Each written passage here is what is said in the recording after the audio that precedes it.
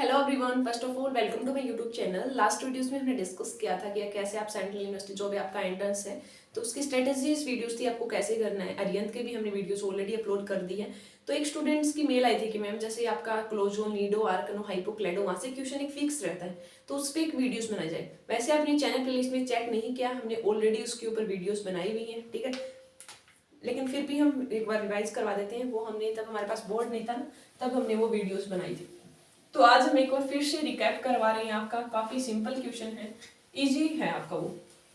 तो आज हम क्या डिस्कस करने हैं, जैसे आपका बोरेन्स के अंदर जो उनकी स्ट्रक्चर्स होती हैं आपको चेक करना है। कैसे आप चेक करोगे, जैसे आपका क्लोजो है, आपका नीडो है, ठीक है, आर्केनो है, हाइपो है, या आपका क्लेडो है, ठीक है।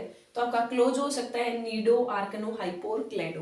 तो इसके लिए सिंपल सी ट्रिक है, आपको जैसे अलग अलग एग्जांपल्स मिल सकते हैं। मान लो मैं आपको एग्जांपल दे दूं B6H6 2 नेगेटिव का, या मैं आपको एग्जांपल दे दूं B6H8 का।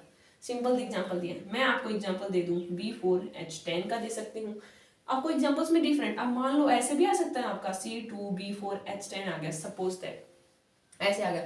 जरूरी नहीं है कि कार्बन ही हो, कार्बन की जगह आपका सिलिकॉन भी हो सकता है, इट मे बी सिलिकॉन, इसमें भी जिरकोनियम, यहाँ पे एल्यूमिनियम का भी हो सकता है, तो वहां पे भी उनकी वैल्यू काउंट करनी है आपको, ठीक है। नाइट्रोजन भी हो सकता है, कई बार आपको N2 आ जाए, B4H10। तो इनमें स्टूडेंट्स कंफ्यूज हो जाते हैं कि कैसे हम सोल्व करेंगे। तो हम आपको बताएंगे कि कैसे करने वाले हैं। देखो ये सिंपल सी ट्रिक होती है कि जो क्लोजो होता है ना, उसका जनरल फार्मूला होता है BnHn2 नेगेटिव। जो नीडो होता है उसका होता है BnHn4 नेगेटिव।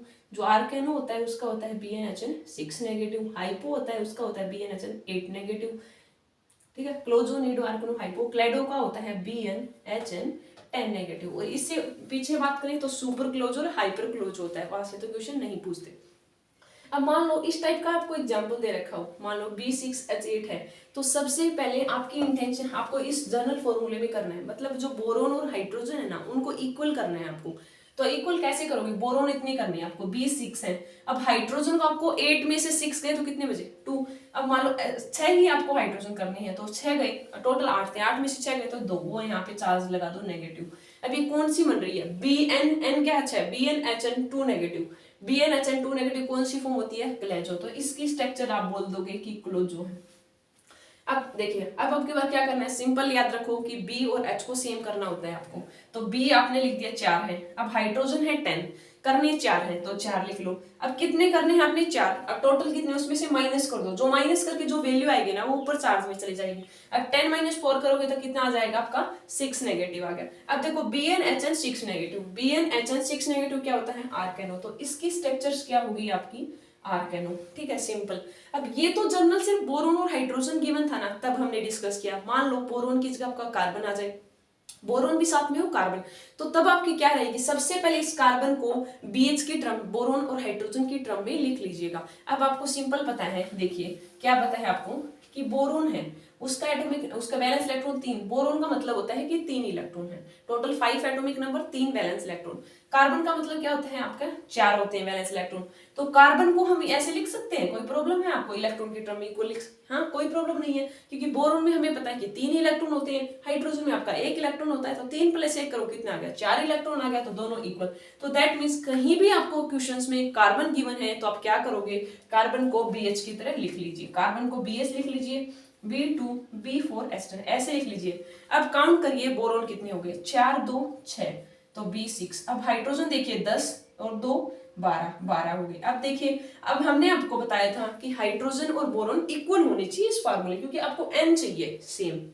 तो हमने कर दिया, बोरोन 6 थे तो B6H6। अब 12 में से 6 गए तो कितना चार्ज बच गया, 6, तो वो उसको यहाँ लगा दीजिए। अब आप चेक कीजिए BnHn6 नेगेटिव किस में आता है। अब देखो BnHn6 नेगेटिव आर्केनो में, तो दैट मीन्स इसकी स्ट्रक्चर क्या होगी, आर्केन होगी। जरूरी नहीं है कार्बन 2 हो, कार्बन 3 भी हो सकता है, 4 भी हो सकता है, तो ऐसे ही आप रिप्लेस कर लोगे। अब देखिए क्या करना है आपको, हाँ, देखो हम आपको आसानी से बता देते हैं। अब ये तो आपको सभी को पता है कि एक बोरोन फैमिली होती है, carbon family, nitrogen family, oxygen family, इनमें मिल सकता है। मान लो ऑक्सीजन का सल्फर है, सेलेनियम है, टूलेरियम है, नाइट्रोजन है, फॉस्फोरस है, आर्सेनिक है, एंटीमनी, बिस्मिथ, इस टाइप से। कार्बन, सिलिकॉन, जर्मेनियम, इस टाइप से। बोरोन के बाद एल्यूमिनियम है, गैलियम है, इंडियम है, थैलियम है।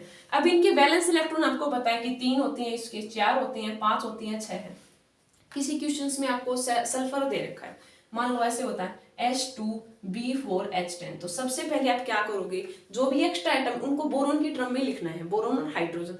अब सल्फर के वैलेंस इलेक्ट्रॉन कितने होते हैं, 6 होते हैं। अब बोरोन और बी और एच की टर्म में लिखना है आपको, ठीक है। तो बोरोन के 3 हो गए और हाइड्रोजन 1 लिखो तो 4, बट करने कितनी है, 6। तो हम 3 में कितने और ऐड करें तो 6 हो जाए, तो 3। तो इसका मतलब कहीं भी अगर क्वेश्चंस में आपको सल्फर दे रखा है या इस टाइप का ऑक्सीजन वाली फैमिली से कोई भी एलिमेंट है, तो वहां पे आप क्या कर दोगे, BH3 लिख दोगे और सोल्व कर लोगे जितने भी हैं।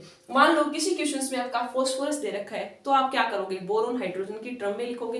तो कैसे करोगे, फास्फोरस के वैलेंस इलेक्ट्रॉन 5 होते हैं, बोरोन का 3 होता है। अब हमें पता है 5 करनी है, तो हम क्या करने, बोरोन तो 1 ही रहेगा, उसका तो 3 ही रहेगा, जो एक्स्ट्रा कंप्लीट करना है उसके लिए आपको हाइड्रोजन ऐड करना है। तो 3 और नाइट्रोजन के 5 है, तो 3 और हाइड्रोजन हमने 2 कर दिया, तो BH2 हो गया। मान लो किसी क्वेश्चंस में कार्बन, सिलिकॉन, जर्मेनियम से आ जाए, तो कार्बन के 4, बोरोन का तो 3, करना कितना है, 4। तो जो एक्स्ट्रा है उसको पूरा करने के लिए आपको हाइड्रोजन को ऐड करना होगा। तो आप कार्बन की जगह आप ऐसे याद रख लो, BH लिख सकते हो, इसकी जगह BH2 लिखना है, यहाँ पे आपको BH3। तो कोई भी क्वेश्चन आ जाए आपको स्ट्रक्चर से इनके आ ही जाता है बोरेन से, कि क्लोजो है, नीडो है, आर्कनो है, हाइपो है, क्लेडो, कोई भी। तो सिंपल या तो आपको B और H की टर्म में गिवन होगा, तब आपको इक्वल करके चार्ज बैलेंस करके ये चेक कर लेना है कि आपका क्लोजो होगा, नीडो, आर्कनो, हाइपो, क्लेडो, ये ध्यान रखो, बस इतना याद रखो, ठीक है। 1-2 बार करोगे ना तो काफी सिंपल है, और इसकी हमने ट्रिक्स भी बताई है कैसे करोगे आप डिस्कस। इस टर्म की मान लो अनदर एलिमेंट में ऑक्सीजन की टर्म में दे रखा है, नाइट्रोजन की टर्म में दे रखा है, तो सबसे पहले नाइट्रोजन को बोरोन और H की लिख लोगे आप, बोरोन की टर्म में BH के मार्क्स प्लेन करके, फिर देख लेना कि बोरोन कितने हैं और हाइड्रोजन कितने हैं, कौन सा जनरल फार्मूला बनना है उसके अकॉर्डिंग स्ट्रक्चर हो जाएगी। और आप देखोगे ना, कोई भी एंट्रेंस उठा लेना, नेट का एग्जाम होता है, वहां पे भी कई बार क्वेश्चन पूछा गया है, गेट में भी पूछा जाता है। हर एक साल का ट्रेंड अलग होता है, कई बार नहीं आता, बट क्वेश्चन इंपॉर्टेंट है, बिल्कुल इजी है, आप आसानी से कर सकते हो, ठीक है। और एक क्वेश्चन और हम बता देते हैं इसमें एसिडिटी का। अब देखो कई बार क्या हो जाता है कि एसिडिटी ऑफ बोरेन से क्वेश्चन आ जाता है। मान लो कि मैंने ऐसे दे रखा है, आपका B2H6 है, एक आपका B4H10 है, एक B6H12 दे रखा है, एक B8। तो कुछ नहीं करना, कैलकुलेट नहीं करना आपको, सिंपल देखो नंबर ऑफ बोरोन एटम, जितने ज्यादा बोरोन एटम होंगे उतनी ही एसिडिटी इंक्रीज हो जाएगी, तो एसिडिटी ऐसे ऑर्डर मिलेगा। तो सिंपल याद रखो, बोरेन की एसिडिटी अगर आपको कंपेयर करनी है तो सिंपल चेक करना होता है, जितनी नंबर ऑफ बोरोन एटम ज्यादा होंगे उसकी एसिडिटी उतनी ही ज्यादा हो जाएगी, ठीक है। तो एसिडिटी का ऑर्डर ऐसे हो जाएगा। तो इस वीडियोस में हमने क्या डिस्कस किया, एसिडिटी ऑफ बोरेन आप डिस्कस कर सकते हो, स्ट्रक्चर्स बता सकते हो, कार्बन आयन की टर्म में देखा तब भी आप सोल्व कर सकते हो, काफी इंपॉर्टेंट है और इंटरेस्टिंग होते हैं इसके क्वेश्चन। एक बार आपको समझ आ गया ना, तब आप सोचोगे ज्यादा क्वेश्चन मिलेगा उतना ही अच्छा रहेगा आपके लिए। आप प्रैक्टिस भी कर सकते हो, PYQ उठाओगे उनमें भी क्वेश्चन मिल जाएंगे आपको, ठीक है। और कोई अनदर टॉपिक चाहते हो आप, जिसके आपको प्रॉब्लम फेस कर रहे हो, तो हम आप कमेंट कर दीजिएगा, हम उसके ऊपर वीडियोस बना देंगे, ठीक है। Thank you and happy learning.